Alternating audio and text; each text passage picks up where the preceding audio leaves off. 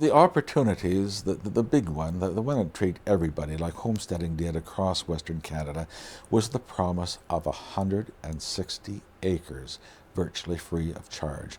All you had to do was file on land that was surveyed, and if you were the head of a household, now that you had to be the male head of a household. If you're married, the man is the head of the household, and he keeps title to this land. But if you're the head of the household and you're 18 years of age, and you file for your land, and it's a quarter section, and if you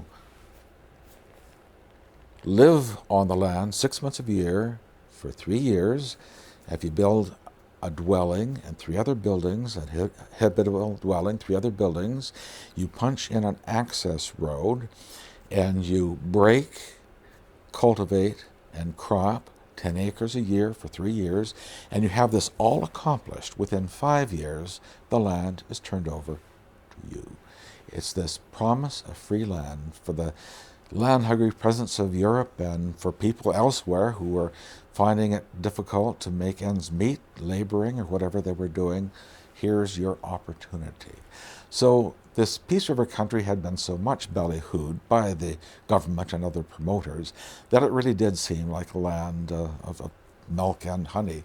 And later on, particularly during the Depression, it indeed was that, because the yields were higher than anywhere else in Canada.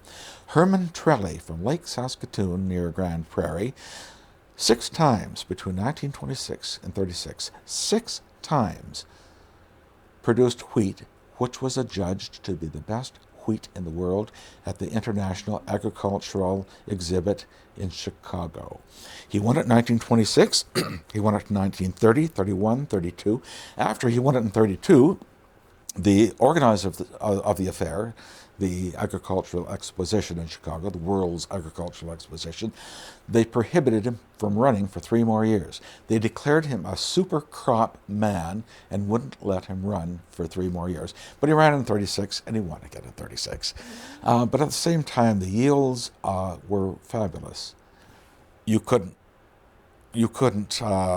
do much, because the price of number one northern wheat had gone as far low as 34 cents a bushel, but you were making ends meet, and the fame of this was attracting so many people up to the Northland, so much so that in 1931 the Alberta government had to prohibit anybody who was not an Albertan from settling up in the Peace River country, because they were afraid that you could produce grain, but it cost you so much to ship it out.